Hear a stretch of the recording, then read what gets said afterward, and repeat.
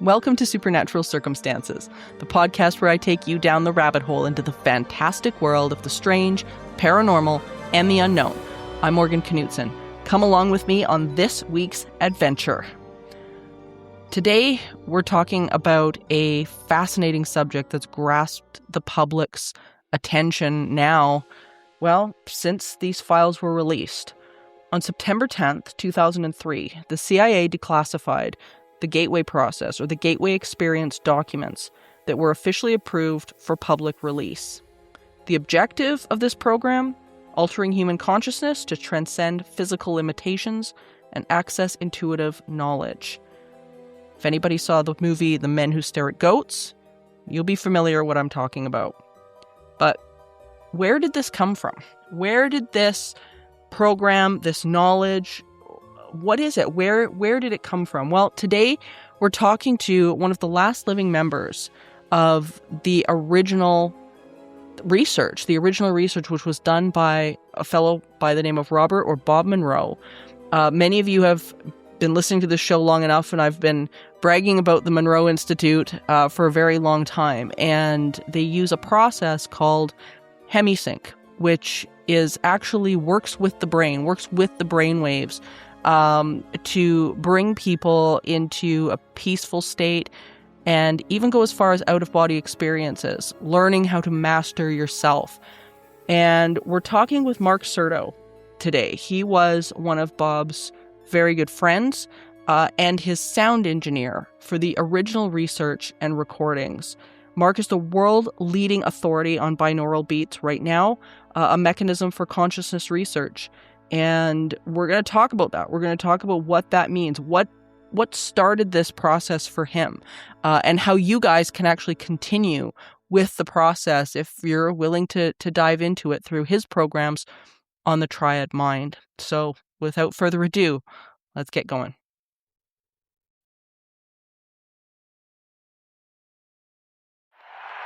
This is going to be an extremely busy month. I have to watch 104 soccer games, follow the pregame, the postgame, yell useless opinions at the TV. It's a lot. So I knew that when it comes to screening for colon cancer, the choice was clear. The Cologuard Plus test. It can be used at home and can only take 15 minutes, so I can do it during halftime and not miss any action. If you are 45 or older and at average risk, ask your healthcare provider about screening for colon cancer with the Cologuard test. You can also request a prescription at Cologuard.com.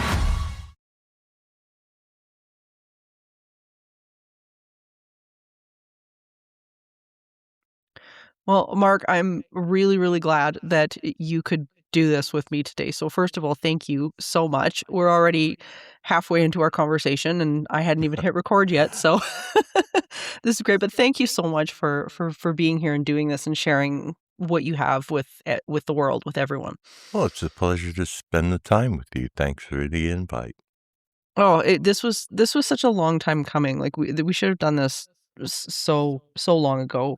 And what really got me going in the idea of this conversation initially was what we had noticed, I think very recently, where there were so many, I don't know whether it's like websites or popular culture or whatever it is online decided that they were going to grab onto the Monroe Institute and Robert Monroe's work, and they just seemed to be pulling what they thought was his work and facts and skewing things and whatnot. And I just thought we got to have a conversation about this to sort of set some of the records straight. Like, what are your thoughts when you see some of that? Because I mean, there's been so many little blurbs come up on these sort of new age websites that I've read, and they're just completely misconstruing what the Monroe Institute and you guys were doing. Oh, so what are my thoughts and feelings on that? Dare I ask?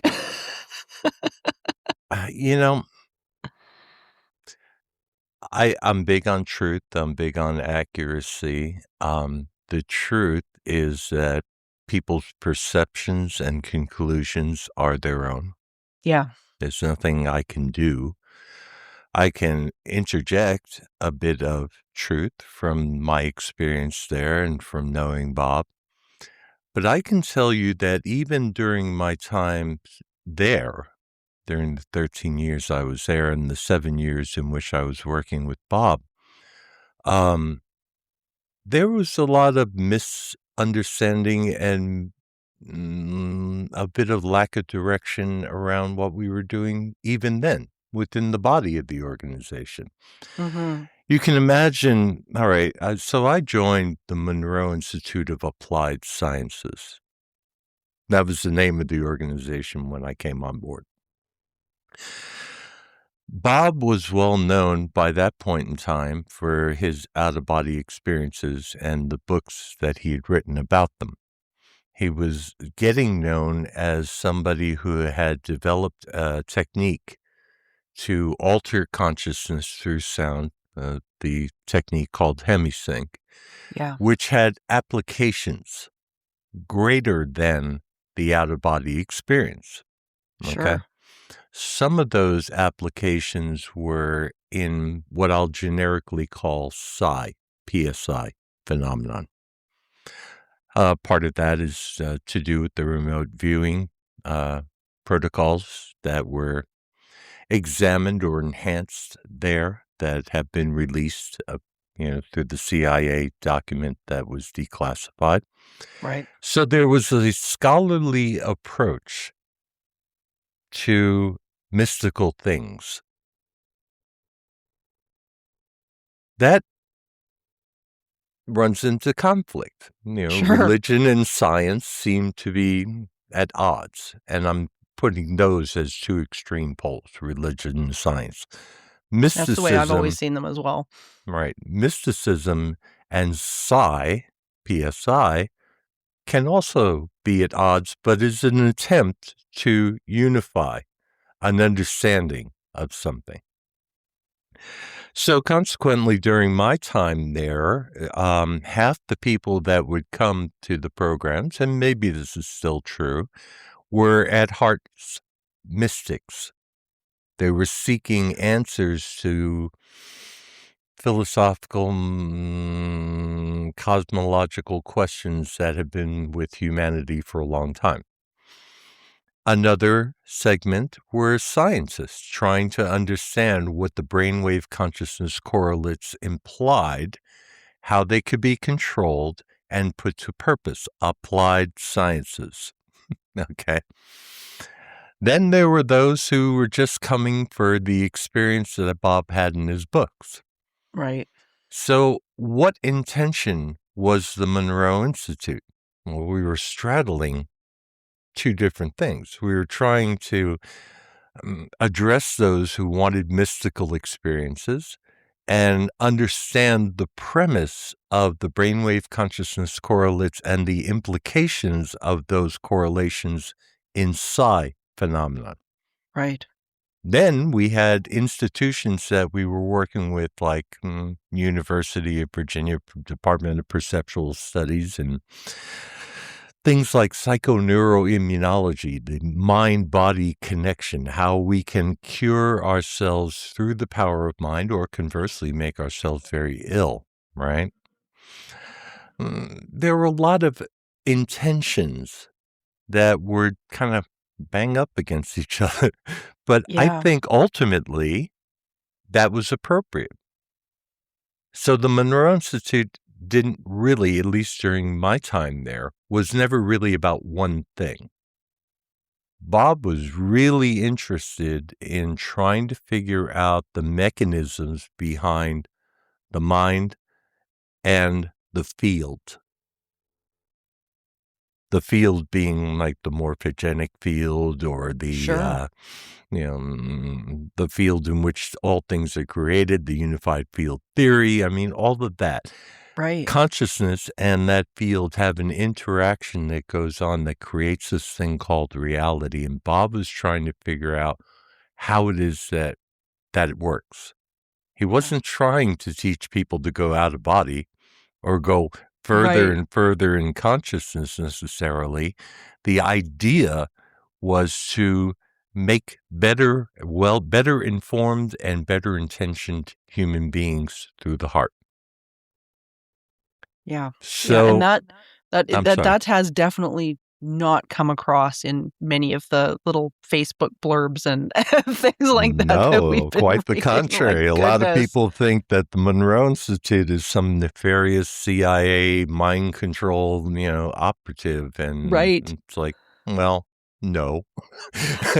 But, you keep on having that fantasy if you want to. I can't. So it gets back to your original question about perceptions. I don't know what to do with some of these perceptions. I can try to inform them through truth. But, it's usually the first worm that gets into the brain or into the apple that eats the bulk of the core. So that's Yeah. the way people walk around. They say, well, you could tell me the truth, but I don't want to believe it at this point because I heard AI Yeah. told me, okay, Mhm. fine. Live with that then. Enjoy that. Yeah. That's all I have to say. Yeah, no, I totally understand. Like, I think too, it's a narrative that is, uh, it's interesting for the internet to grab onto. Like, it's and there's bits and pieces of truth within it because there was CIA involvement. So Oh, yeah. people maybe are grasping at straws, like, here and there, like cherry picking what's been going on. Do you want to talk a little bit about that? Like, here you guys were developing uh an incredible program. I mean, the Hemi-Sync program, I mean, I still use, like, I mean, I have the Expand app on my phone and, all of those things. Like, I mean, it's a phenomenal technology that you guys discovered and put together. I mean, I use it. Heck, even my little snake Galen, he uses it. And Alan Evans, bless her heart, Alan Evans and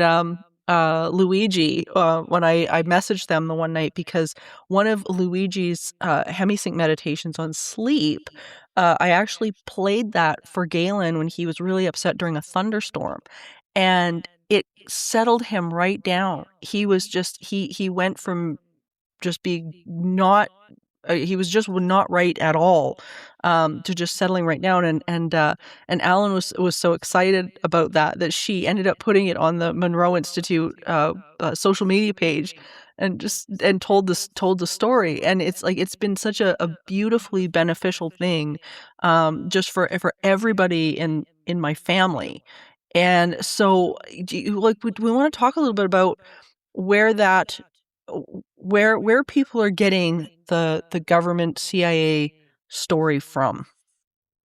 The internet. Of course. you, The you internet. said it yourself. I'm sorry to Yeah, answer you want me to tell you a story. First of all, I need to make it clear. All right. I don't work for the Monroe Institute and right. I don't represent them. So any questions oriented towards what the intention of the Institute is, what their technology is all about, after 2001, you'd have to direct it to the Institute. Sure, Right. yeah. My history there goes from 1988 to 2001. So that said, I agree with you wholeheartedly. Everything that we did in the lab between 88 and 2001 has been incredibly beneficial. Yeah.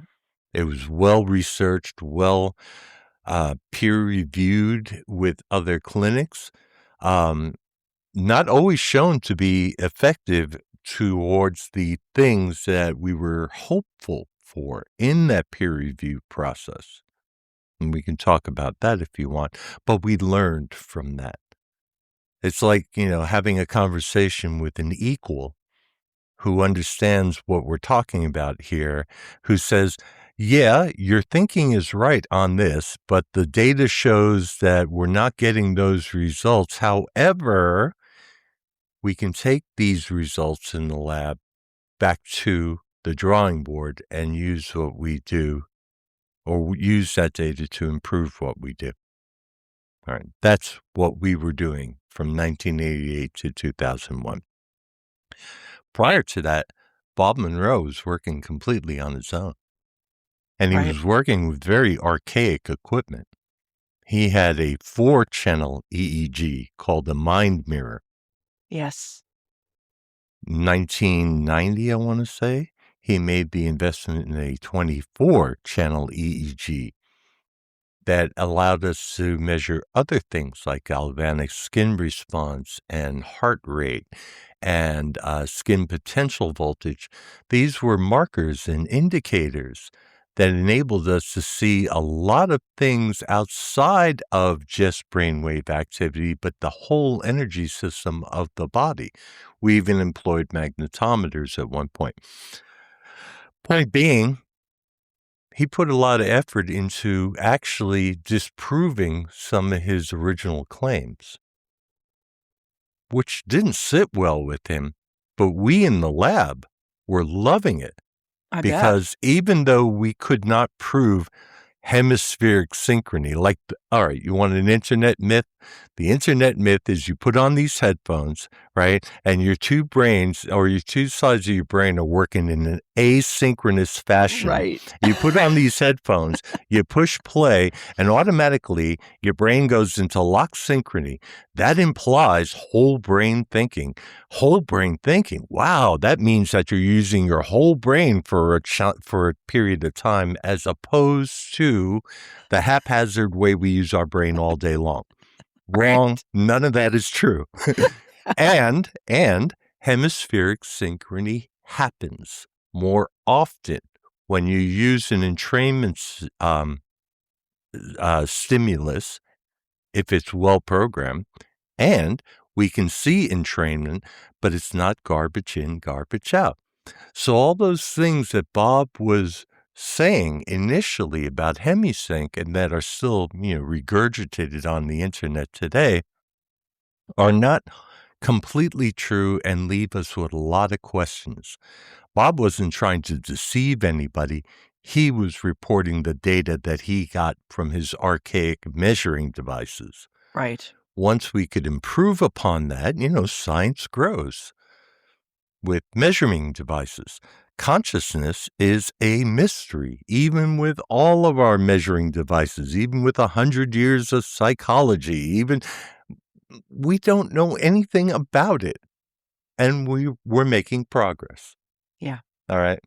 So things like the CIA document. First of all, I never met a CIA spook in my 13 years in the lab. If I did, they were hiding it. All right. Yeah. Nobody ever said, "Hi, my name is Agent So-and-so. I'm with the CIA." I wouldn't want to be part of anything like that. Yeah. The intelligence community, however, the DIA, was very interested because of the remote viewing success that they had. Mm-hmm. Joe McMoneagle, Skip Atwater, people who were involved with the internal inner circle of the Monroe Institute at the time, Scooter's lovely wife. Scooter wasn't intelligent. She was just married to Joe. They wanted to improve upon the skills that could be fostered through the remote viewing program as it was being done in the military community or in the military intelligence community. Joe, who is like one of the premier remote viewers that have ever lived, very talented psychic, found that listening to Bob's recordings put him in a cool down period that enabled him to become more receptive to the information flow as he made contact with it. And, that was of interest. I bet. Now, to the intelligence community.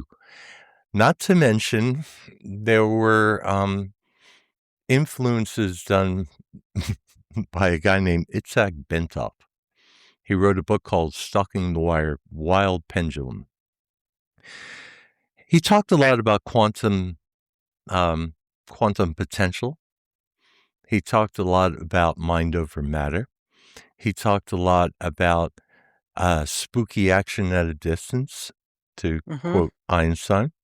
And the question in the intelligence community came, how could you apply this in a scientific way? So now we're in the psi function.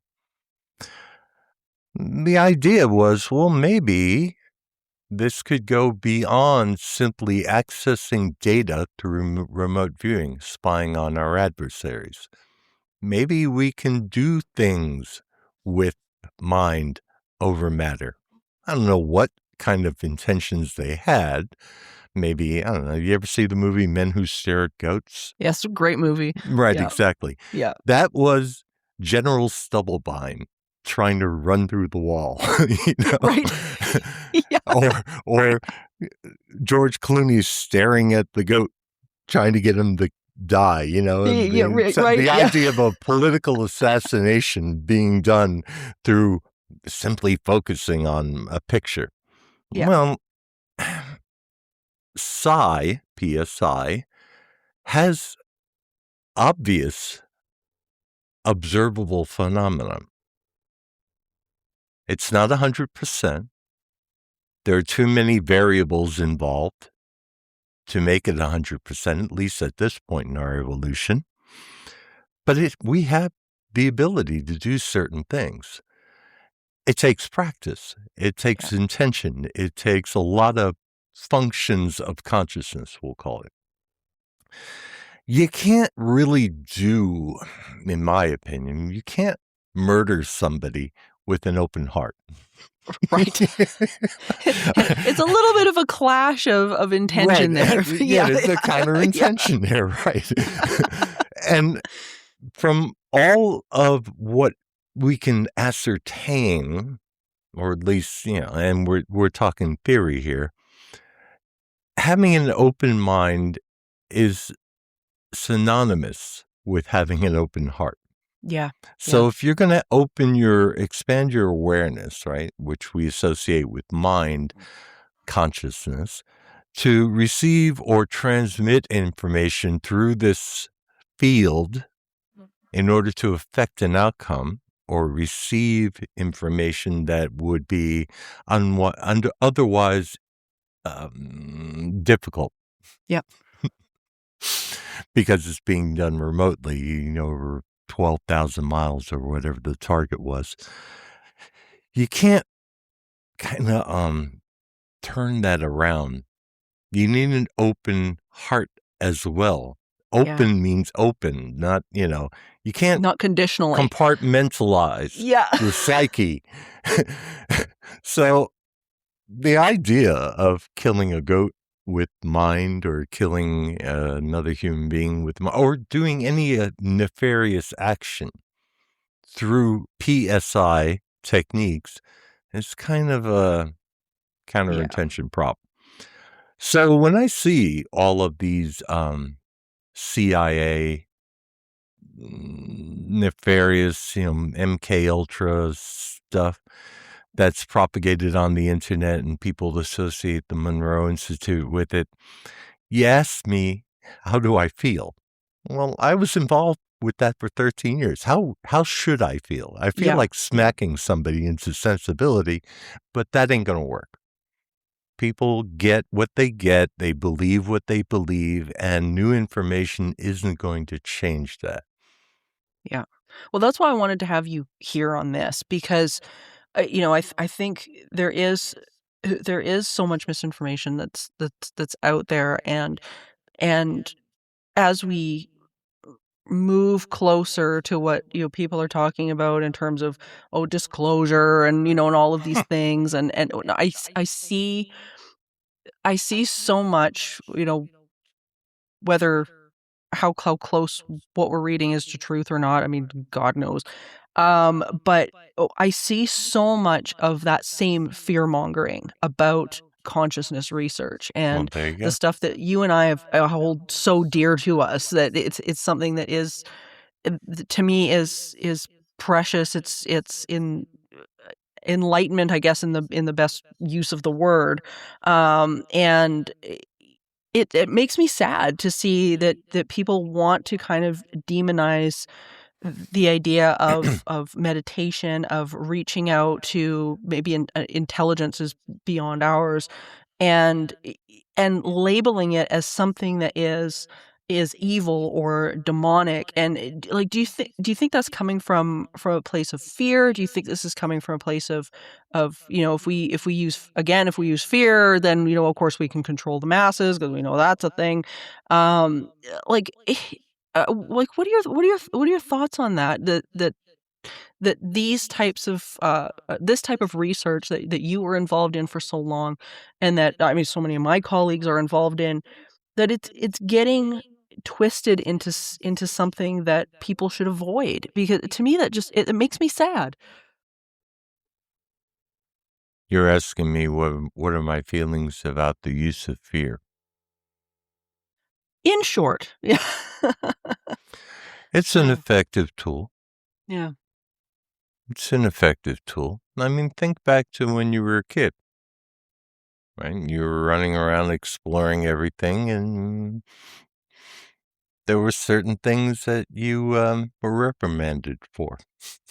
Well, there were consequences to certain actions you learned, right? It's an effective control mechanism. Yeah.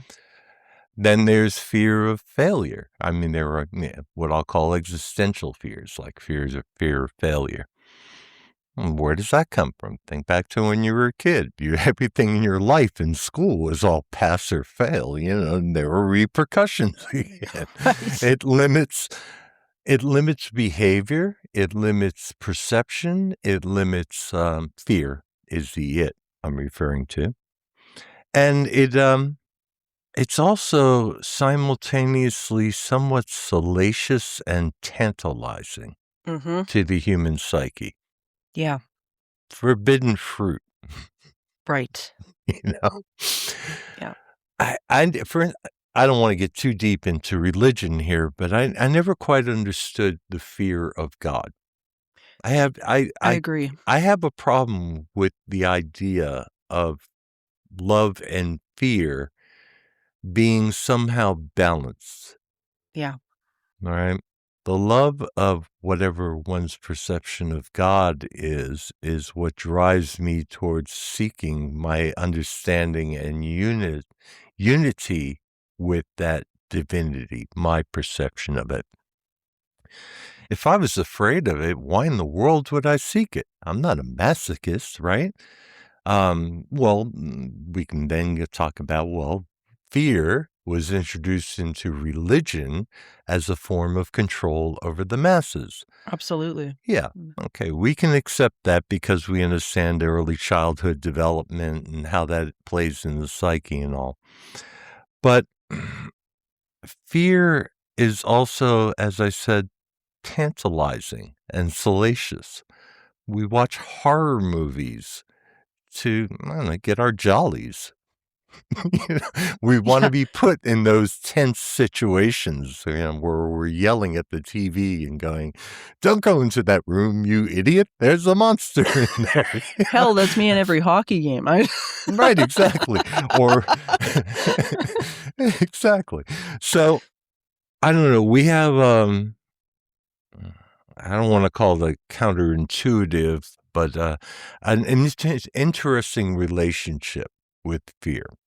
And those who understand the manipulative power of fear use fear for their personal gain.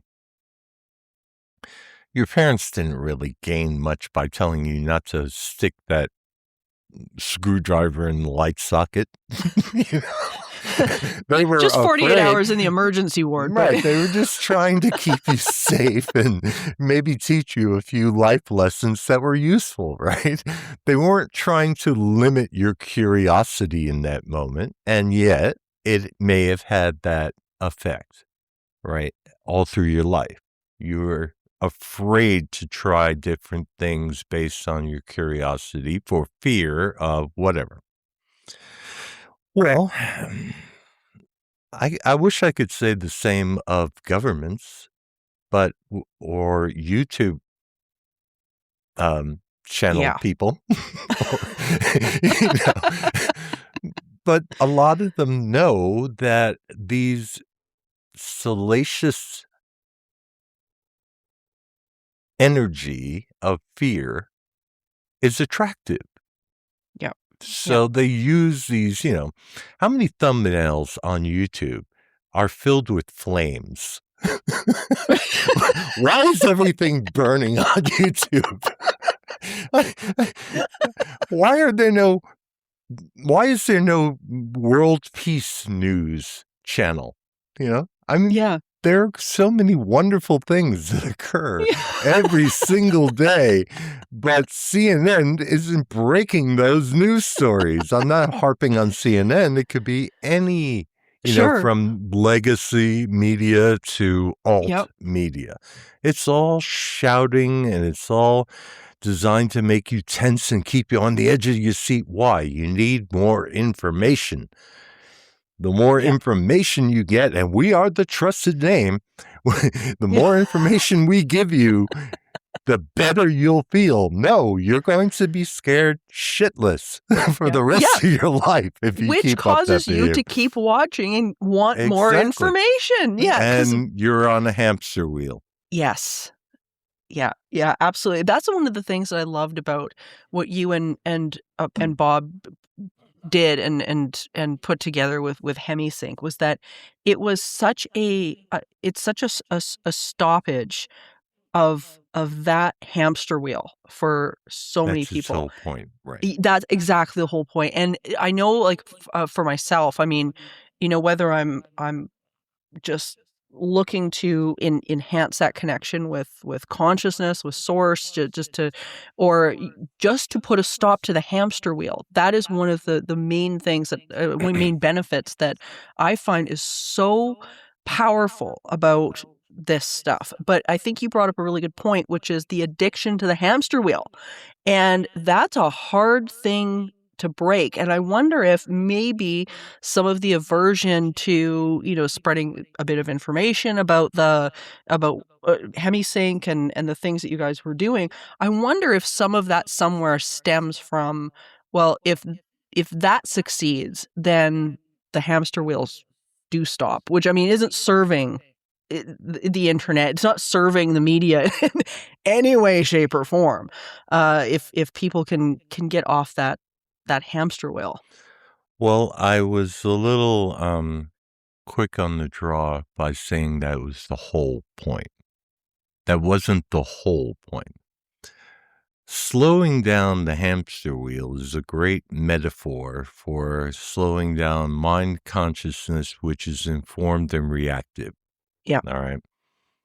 It has other benefits than relative peace of mind for a short period of time. Of course. Which is, in the case of most Hemi-Sync recordings, about 45 minutes. Tried mind recordings can go a little bit longer because we really engage people in what to do once the hamster wheel slows. The conscious mind likes activity. So tried mind recordings gives them things to do. We'll put that on as a sidebar. Yeah, I was going to say, I'm like, let's put a pin in that because I want to talk about that as well. Okay. Bob knew this well, and he'd give people things to do, but those things had to do with the exploration of the self as it existed outside of physical sensory input. In other words, we are a compendium in our waking lives of input. Yeah. Words, thoughts, internal feelings, internal thoughts, words coming at us from a TV or, screen, people, places, our sense of smell, our sense of sight, all of our sensory input gives us a frame of reference for something we call reality. Well, when you put those things to sleep, to a degree, the hamster wheel slows. Conscious mind likes to keep it moving. Yeah. Keep it lively. We got 16 hours here to operate. Let's keep going, right? Well, that other third of your life, sleep, is lights out, nobody home. All right? You're not engaged until you dream. Well, Bob was very interested in sleep research. That's how he started off with his out-of-body experiences. He got a notion in his head that, hey, I'm wasting a third of my life. I could be more productive. That's so Bob, too. Yeah, right. So he's thinking, well, what can you do in your sleep? What can you learn? Well, maybe you can learn a new language. Maybe you can learn physics. Maybe you can, who knows? The question then became, well, how do you induce sleep and create, an information flow in your sleep? Does the conscious mind have to be part of that information flow? All these questions emerged. So that obviously led him to straddling the borderline between wakefulness and sleep, and the results were the hypnagogic state and accompanying vibrations, which could very well be a form of lucid dreaming. It could also be a form of arousal during entering into the delta state, where the conscious mind all of a sudden becomes aware that it's asleep, and the result is a bit of shock, which creates a mixture of adrenaline and dopamine, which creates a physical sensation of vibration within the body. I mean, we don't know what it was or what it is, but what we know is that there's power in exploring it. That power has to do with slowing down the hamster wheel and keeping the mind focused on what the potentials of this new sensation of self includes. Mm-hmm. Yeah. You can use that other third of your life. Right. In unique ways. You can use the hypnagogic state, which is akin to sleep, in unique ways. So the potential wasn't just to slow down the hamster wheel of information flow and processing. It was also designed to allow information to bubble up, to clear.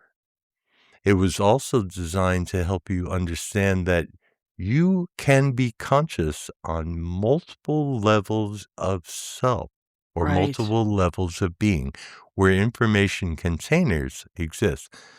In the triad mind, I use the Vesica Pisces to show if you don't know what a Vesica is, it's two circles that intersect right there in the center, and it creates a small thing that looks like an eye, right? I use that small eye as the conscious mind, that which you know of yourself. The larger circles above and below are symbolic of superconscious and subconscious content. All day long, we get content. Some of that content is processed consciously. A lot of it is dumped into the subconscious content. Sure. It has a ramification or a reverberation on the way we process reality that psychology is only just beginning to understand.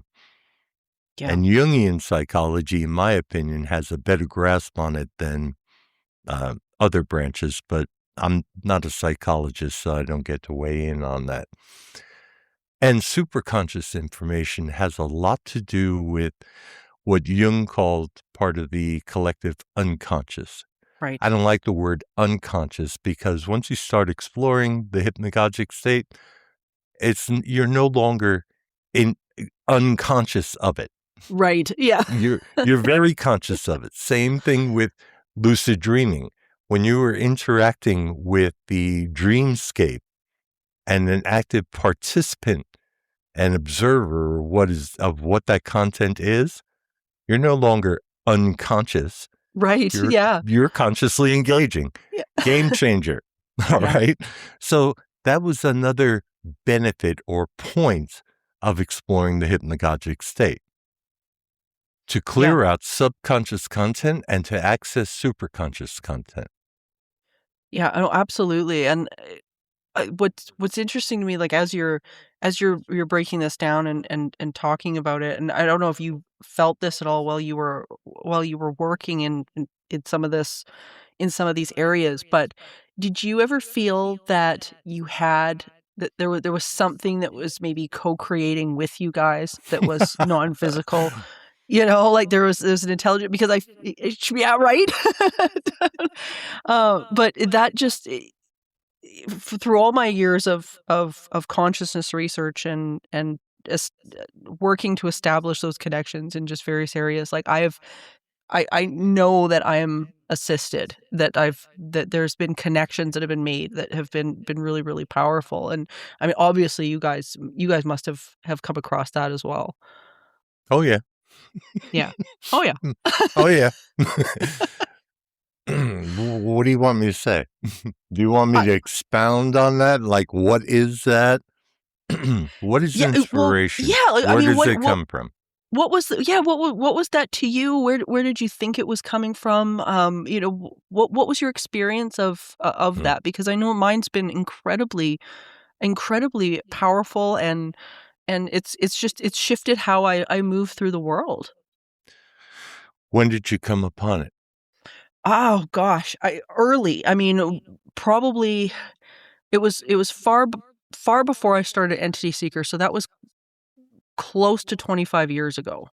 And then Keep going. far Keep more. going. Keep going. Right? Yeah, yeah, I've already, Keep but going. I mean, really began to engage with it at that Hmm. point is You I mean don't want to say that's became when I discovered curious? it, but when Hmm. when I really got my like, holy crap, okay, something's going on here. Like Right. the realization that that's what was Right. going on. But then even more so in the last 10 years that's developed. The connection's gotten so much better and so much stronger, and it's amazing. Well, this is not a new phenomenon Not at in all. human No. history. When I got there, look, you want to hear an institute story? Of course I wanna hear an institute. Okay. So my first day meeting Bob Monroe, I won't get into all the synchronicities that occurred to make that happen. All right. But that was a well-planned accident. Well, maybe I should, but it would take like half the interview. So, and I'm sure you want to go into other areas. So I get to the lab and with Bob and a guy named Walt, who was kind of running the center at the time, at least the upper part of the hill. And as I walk into this building, which is supposed to be the recording studio that Bob wants me to be the engineer in, there's a recording light and a black door. And the recording light, was kind of like those old radio on air recording Sure. lights, right? Yeah. And Bob turned to me and said, "We're going to have to be quiet for a few minutes. They're still in session." And I'm like, "There's a recording session going on. I don't hear anything. It's all very quiet." And the light went off after a few minutes. We walk in, there's an old fella sitting there amidst all this gear. I mean, like floor to ceiling recorders everywhere. And his name is Martin Warren. We became very good friends. Martin was one of the original consultants to Bob in the early days. And I walked into this abysmal control room by recording studio standards, but by lab standards, very cool. Lots of bells and whistles and lights and I look out of this big window, which still exists in the lab, even though it's not a lab anymore. And on the opposite side of this window, now again, in my recording engineering experience, that is a window that you could use to see the musicians on the other side. Well, there were Sure. no musicians on the other side of this window. There was a big box. And I saw an old woman who was Martin's wife coming out of the box. And I was like, what in the hell is going on here? I didn't find out immediately. But Rita, Martin's wife, was one of the original explorers.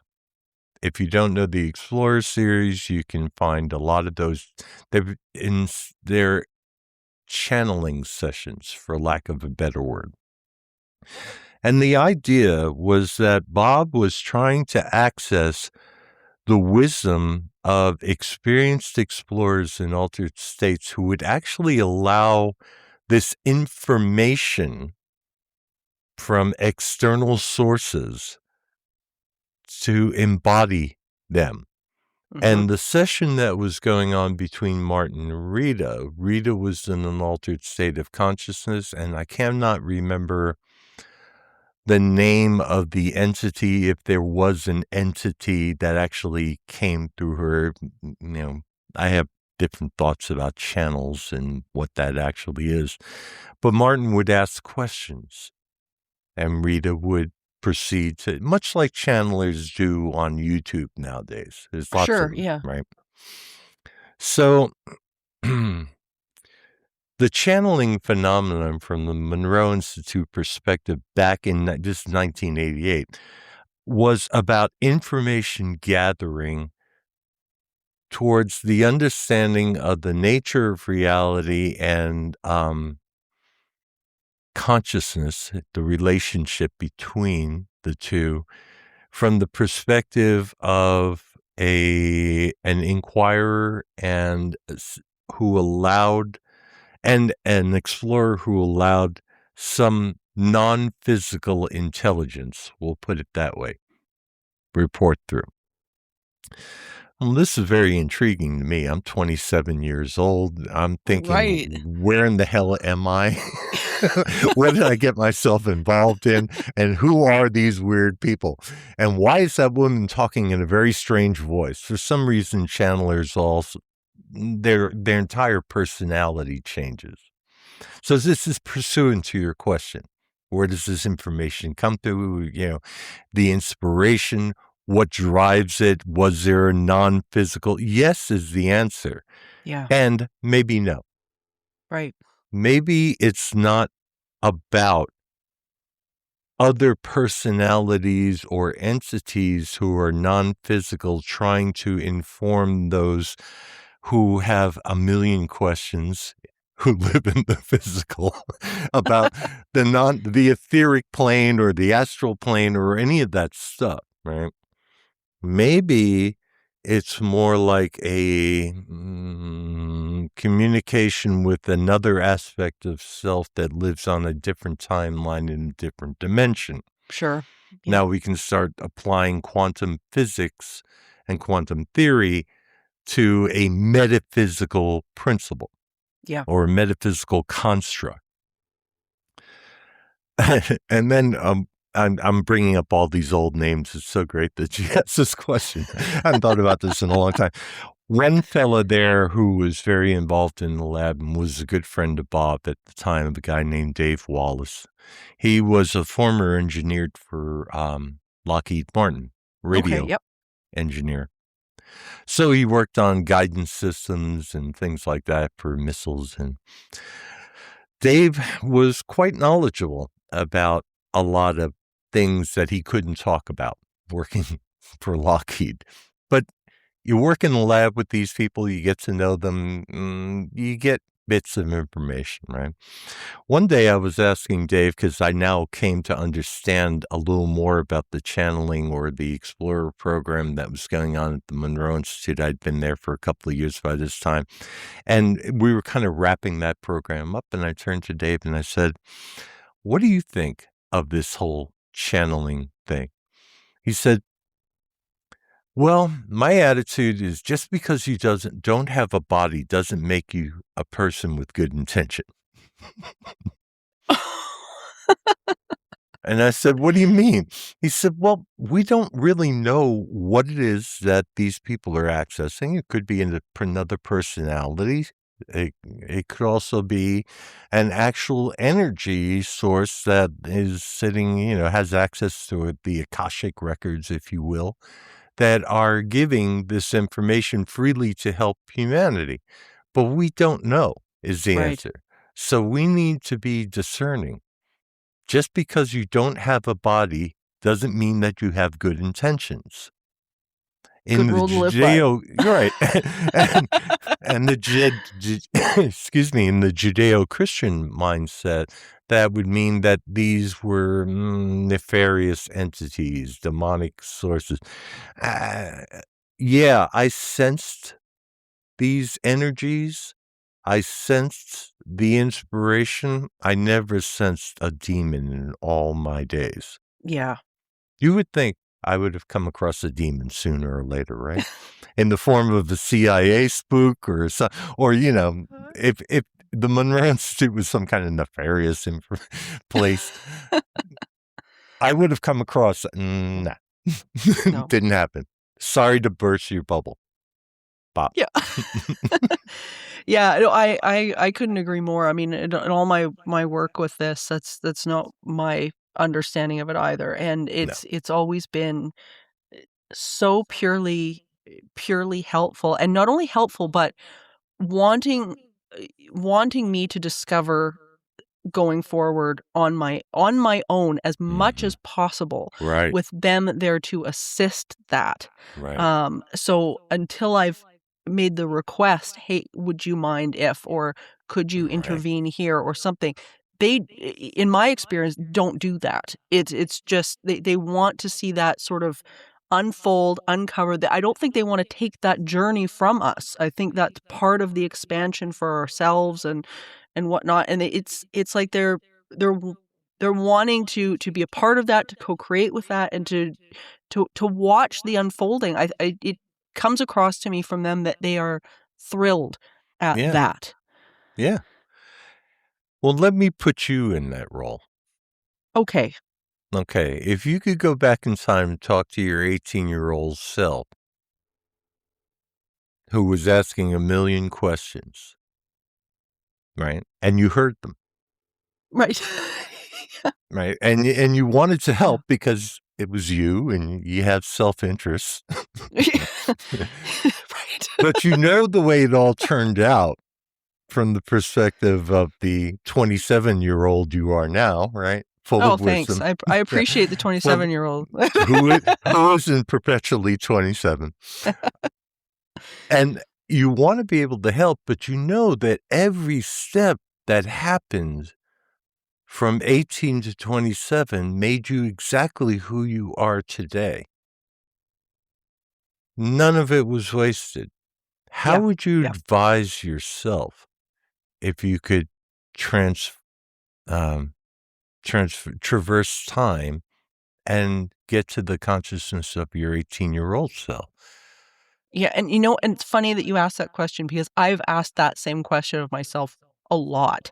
And I think the way that I would approach it is exactly what I get from what I perceive as the spirit's intelligence that often helps me, which is focus on self-love, which is such a big one, is Right. understand, love yourself first and foremost, and that the answers aren't gonna come from out there. It's gonna come from I would encourage that inner work, that inner connection, and and again, like you were saying, just the guidance through the experiences so that the lessons and the understanding is there in the future, because like you're saying, I really feel like nothing that has happened is wasted. I mean, I find myself calling on experiences that I had, 15, 16, 30 plus years ago.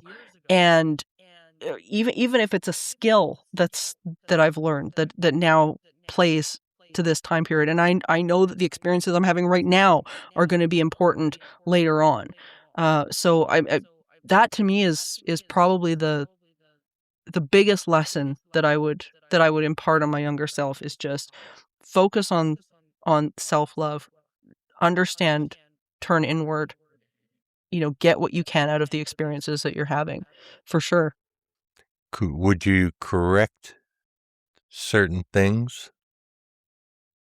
That's a hard question. I think I'm not sure that would be my place to do that. I don't think that would be my place to do that, because that's not how things were unfolding.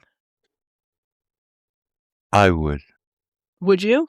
And I'll tell you what, it wouldn't be the circumstances. Yeah, yeah. It wouldn't be the relationship. It would be wisdom about my perceptual abilities between age 18 and age 27.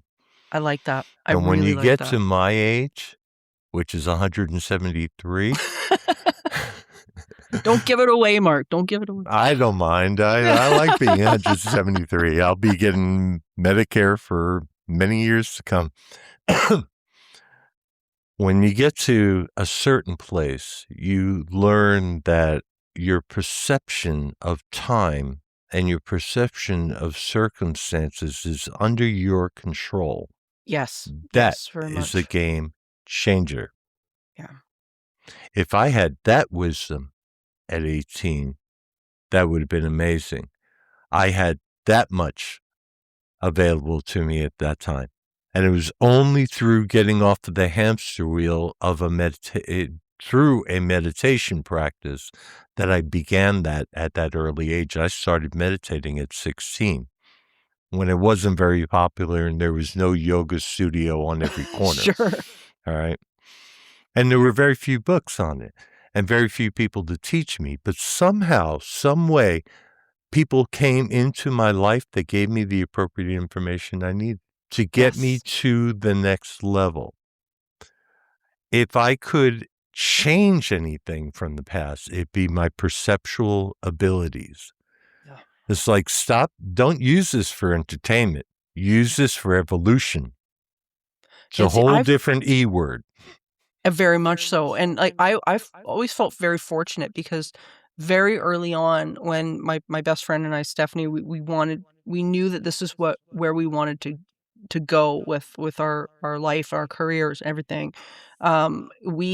We uncovered that really, really early. And that was one of the things that we put forward in terms of our intention and our mission with Entity Seeker Research and Teachings, was that was a dominant intent and interest for us to do that. And I always felt really blessed because at the time we were really the only ones in our area, maybe even in our country, that had that focus, and it drew a lot of people really, really early on, because we were the only ones that were putting that out there, that this wasn't something that was out there. This wasn't a phenomenon that was out there per se, that this was something that was consciousness driven, and that's where we needed to focus our attentions rather than ghost hunting shows and the pop culture aspect of it. And I mean, at that point in time, there was not much of that out there. I mean, it was the very beginning phases where this was sort of kind of hitting TV, but not really, and whatnot. But I've always felt like we had the right direction really early, and part of that was my great grandfather, A.D. Watson, because A.D. was in Canada. He was one of the first parapsychology researchers and consciousness researchers in Canada, and Really? he was, and he was he's an amazing man. He was a physician, and he was a poet and an astronomer and like a whole bunch of things. He's published Renaissance tons of guy. books. Yeah. Oh, phenomenal human being. And he ended up writing 2 books on the subject because he met what we would consider now like a channeler who was a really interesting character. He had like I don't know, like a grade 6 education. His name was Louis Benjamin, and AD at the time was a absolute skeptic. Like he was a man of the hardcore science. I mean, this was the early 1900s. Right. And his friends who knew Louis Benjamin asked him if he could come and use their house, use AD's house, his back room, for these sessions. And AD was like, "Oh, okay, well, you guys go ahead. I'll make you coffee, but I'll see you later."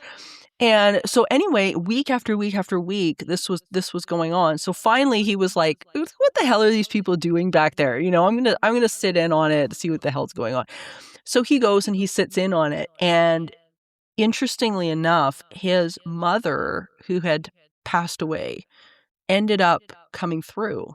And Louis Benjamin, he didn't know AD. He didn't know AD's mother. I mean, they weren't related in any way whatsoever. I mean, there was no way this guy should have had this information. But not only did he deliver the information, but knew AD's nickname when he was young, like all of this stuff that, and he was like, okay, there's something going on here.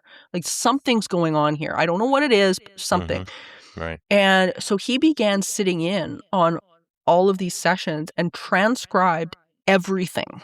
And the stuff and the wisdom that was coming out of this room, I mean, it was so far ahead of anything that was going on at that point.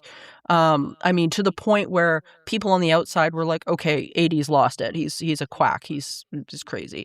We look back on the writings now and it's like, this is incredible. This is exactly what we know now as, people in 2026.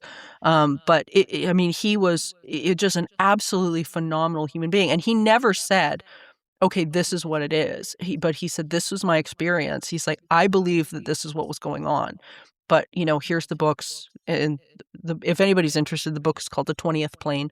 And then the other one was Birth Through Death, The Ethics of the 20th Plane. And they're available on Amazon for people if they want to get them. But they...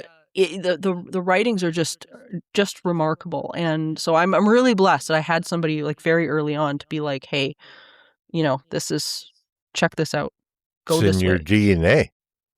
Yeah, very, very much so. And it's just, just phenomenal person. And he's taken so much heat over the years for it. But he definitely is one of the founding fathers of it here in Canada for sure. So I'm curious to know where your question came from. Did I ever notice the presence of some influencing non-corporeal intelligence that was moving us in the lab? Where did that question come from? Well, exactly. Interesting question. Yeah, exactly. From your experience that with AD. Absolutely. And my experience with different entities that I've experienced going through this, AD being one of them. And it's I mean, I wouldn't be doing any of this, I think, without them. I mean, I get, inklings of guidance and all of that. Like, I definitely do not believe I'm doing any of this by myself. Right. Even at the end of every podcast, if people listen to the very end, I always say this is a production of Entity Seeker Paranormal Research and the 20th Plane, and because they're a part of it. I mean, they're absolutely a part of it. It's all, everything with this is a co-creation. It has been for me, and that's why I asked you, because this is definitely not an individual thing. No, and it wasn't exclusive to my experience at the Monroe Institute lab either. I believe that. Oh, it goes on all day long. Yeah. I feel like all day, every day. I feel like I don't know, a puppet at times. Hey, we'd like you to do this. Shut up. Yeah. I have free will. Watch me not do it. Then I end up doing it anyway because it's sure a they really just good love idea. You. Look, I'm a spiritual wise ass, I guess. I don't know. I like to pretend that I'm separate from all that. How's that going for you? Playtime is playtime. It has entertainment value, I should say. It does. Well, we're almost wrapping up here, and I would love for you to talk a little bit about the triad mind and talk about how people can join in on that, because it is a phenomenal program that you've put together. Thank you. That's very sweet of you to say. It's well informed by all sorts of. I stand on the shoulders of giants. My tutelage came from people like Bob Monroe and Charlie Tart, who's one of the fathers of depth psychology, and people like Elizabeth Kubler-Ross, who wrote on depth, and serious minds on serious issues having to do with the psyche. The triad mind, in my opinion, is an extension of all those. Edgar Mitchell, the list is long. So, what is the triad mind? Bob Monroe's gateway affirmation begins with the phrase, I am more than my physical body, right? For most people, that affirmation the rest of the affirmation sounds like one of the adults in a Charlie Brown cartoon. Yeah. Say in your mind, say to yourself, I am more than my physical body. Yada, yada, yada, blah, blah, blah. Right. Not me. Bob goes on to say, therefore, I deeply desire to know, to expand, to experience, to control, to use such energies and energy systems as may be beneficial and to me and to those who follow me. Well, one day, me in my wise-ass mode went up to Bob, said, okay, Bob, what are these energies and energy systems you're talking about that I need to understand, control, use, et cetera, et cetera? He said, it's consciousness, of course. Consciousness and energy have a direct correlation one to another. One can use one's consciousness to go out of body. If you want to do that, I know plenty of Facebook groups have conversations with these folks all the time because they have questions, questions like, how do I get out of my body? I'm so desperate to get out of my body. I'm like, what are you rushing for? You're going to leave one day. Trust me. It's going to happen. It happens to all of us. While you're here, what are you trying to do? Well, one of the things you might want to try to do is alleviate fear. In order to alleviate fear is to understand fear, where it comes from, what its nature is, how it developed within you, what its benefits are, where its blockages are. So much. One of the things you might also want to do with consciousness exploration is to learn that you are in control of your consciousness to a degree. That is a dual function. You can focus your consciousness, you can open your consciousness. It's like the polarities in anything in reality. And it's up to you. The triad mind is an extension of Bob Monroe's understanding that consciousness and energy are related one to another. That altered states of consciousness have power if you want to use them for that purpose. If you want to use it for entertainment, you're welcome to do so.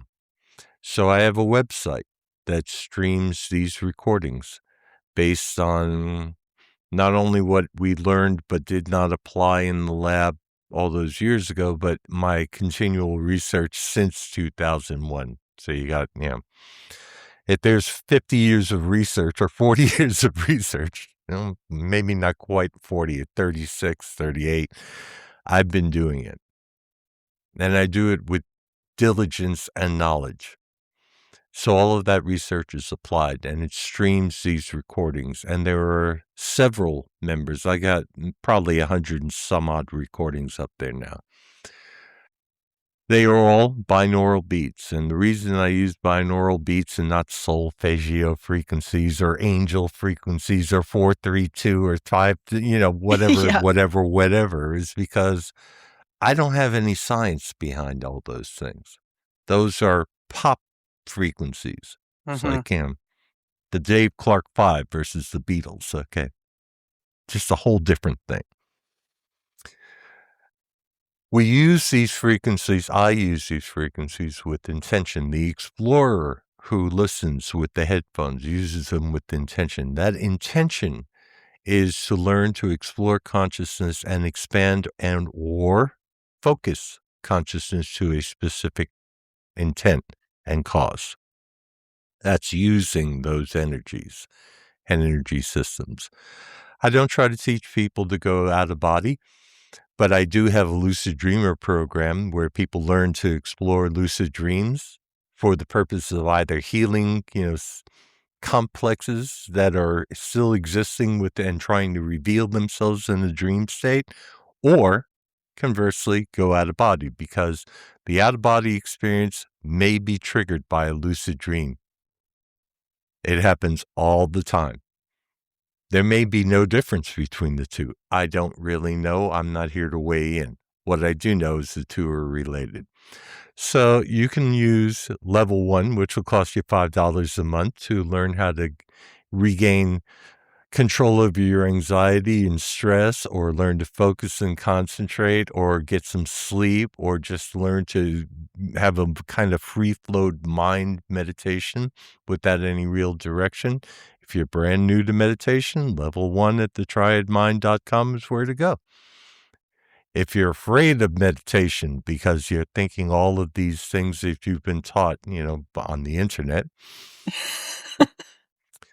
and you still are curious, level 1's the place to go. Level 2 costs you $10 a month. You get 20 exercises. The 20 exercises are oriented towards self-knowledge, self-awareness, contact with these ethereal beings, which could be you in a future tense. We don't really know. To quiet the mind to a degree, and we'll call them more of the psycho-spiritual applications of meditation. So if you're not afraid of meditation, level 2's the place to go. You can cancel those at any time. If you're really interested in lucid dreaming and resolving interior complexes or having an out-of-body experience, you can do that level. There's a program. We actually meet once a month as well, all the members. We discuss, analyze dreams, and talk about potentials of lucid dreaming application. Then there's the Triad Mind program. Triad Mind program are 3 different programs in 3 different stages. Stage 1 is called Cornerstone. I no longer teach Cornerstone, but it's a home study program that you can do on your own, or if you want a facilitator, I've trained just over a dozen facilitators who are actively having group sessions. You pay a little bit of an extra premium for that, but that's a time and energy, and these people are amazing. Melissa Alverson, Angelica Davidoff, incredible people. The list is long now and getting longer all the time. I am personally teaching stage 2, which is called Unity, which is a lot more intense. The program itself and all the 3 stages are for using consciousness for 2 purposes: self-realization and self-actualization.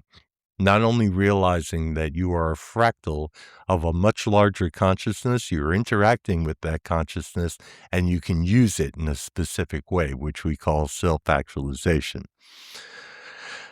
The 3rd stage has not yet been developed, but when it gets there, I will teach it. And I'm also have recently included, because I've studied Kabbalah for 25 years, I've included a new program called Kabbalah in Consciousness.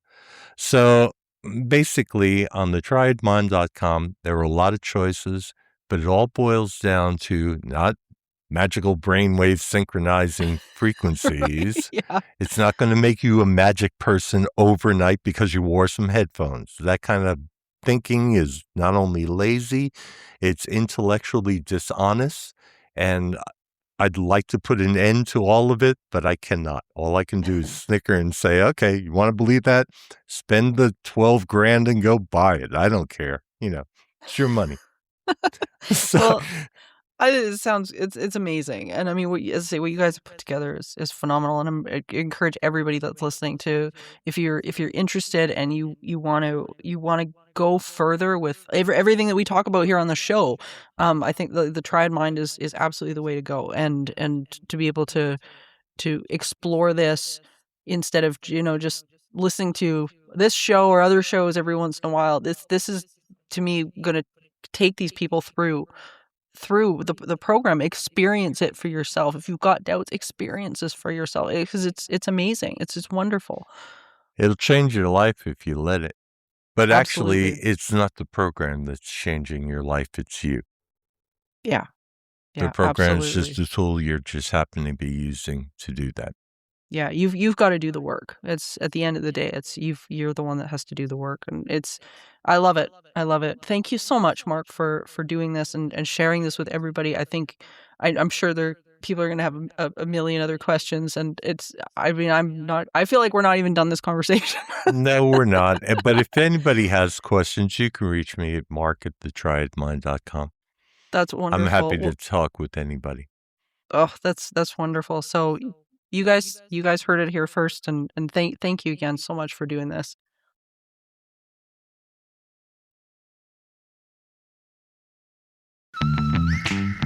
Need a laptop that's built to perform and designed to last all day? Select Windows 11 PCs starting at $499.99 are now at Best Buy. Learn more at bestbuy.com. Best Buy. Imagine that.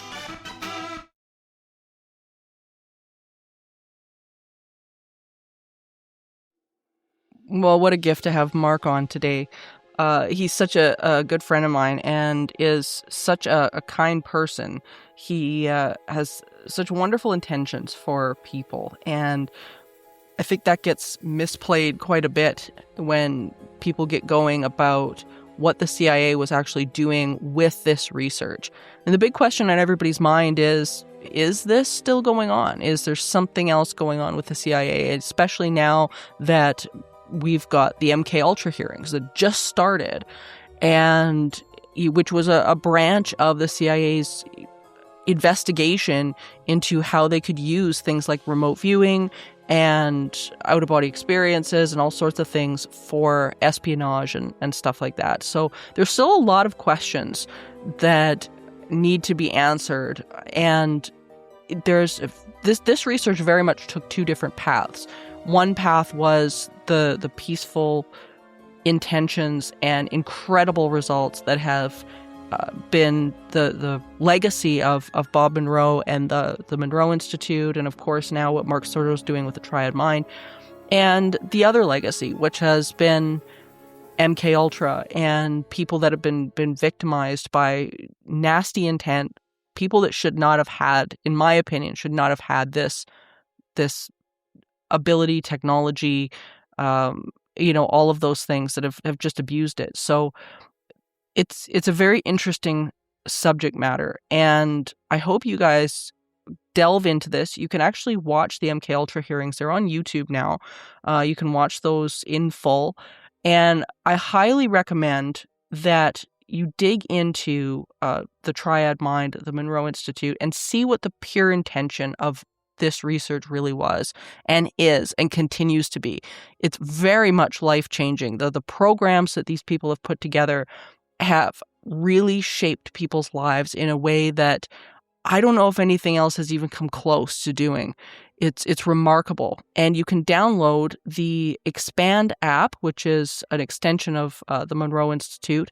You can download that on Google Play and Apple Store and actually involve yourself in some of this for free. It's amazing. There's lots of information out there about it, and it's really phenomenal. I've used these programs frequently, just being able to turn off the hamster wheel, as we talked about. And it really is life-changing. It'll start to not only shift how you're feeling, but because it's shifting how you're feeling, it'll be shifting what you're receiving as well. It'll open you up to communications from non-physical and synchronicities, and doors start opening in your life. It's remarkable just because it's shifting how you feel. But again, it's up to you. You have to do the work. It's always up to the person involved. They've got to do the work themselves. So I hope everybody had a really great time with Mark, because I sure did. And thank you for joining me on this eerie expedition, my dear listeners. And remember, there is no line between the natural and the supernatural. All is consciousness. Until next time, stay curious, friends.